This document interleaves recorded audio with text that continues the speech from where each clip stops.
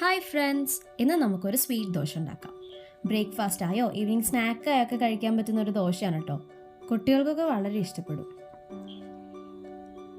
അതിനായിട്ട് ആദ്യം നമുക്ക് മിക്സിയുടെ ജാറിലേക്ക് 1 കപ്പ് വെള്ളം ഒഴിച്ച് 1.5 കപ്പ് മൈദയും 1 കോഴിമുട്ടയും 1/2 ടീസ്പൂൺ ഉപ്പും ഇട്ട് മിക്സിയിൽ അടിച്ചെടുക്കാം.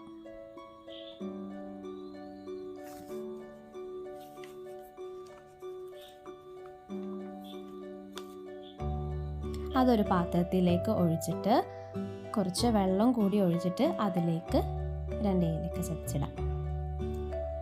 എന്നിട്ട് ഈ പരുവത്തിൽ കലക്കിയെടുക്കണം.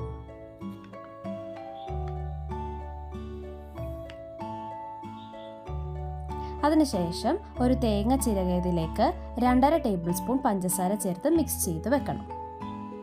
ഏലക്ക നിങ്ങൾക്ക് ഇഷ്ടമാണെങ്കിൽ തേങ്ങ ചിരകിയതിലേക്ക് ഏലക്ക ഇട്ടാലും മതി കേട്ടോ.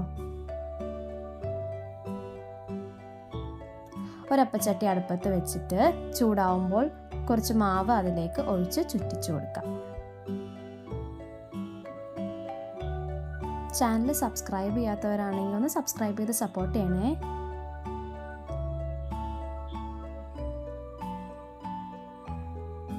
ദോശ വെന്ത് വരുമ്പോൾ കുറച്ച് നെയ്യ് സ്പ്രെഡ് ചെയ്ത് കൊടുക്കുക അതിലേക്ക്.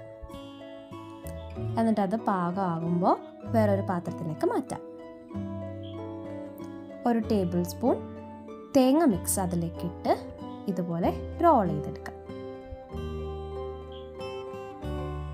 Sweet dosa ready.